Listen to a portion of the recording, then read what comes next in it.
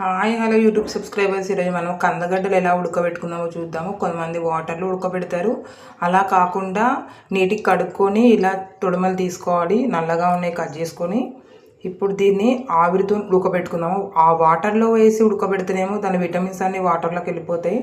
అలా కాకుండా ఆవిరితో ఉడకబెట్టుకుంటే దాని దాని లోపల ఉన్నాయన్నీ దాంట్లోనే ఉంటాయి, విటమిన్స్ అన్నీ దాంట్లోనే ఉంటాయి. ఇప్పుడు చూద్దాం ఎలా ఉడకబెట్టుకుందామో. ఇవి నీటికి కడుక్కొని తొడిమలు కట్ చేసుకొని ఒక గిన్నెలో వేసుకుందాము. మందపాటి గిన్నెలో వేసుకొని చిన్న స్టవ్ మీద పెట్టాలి.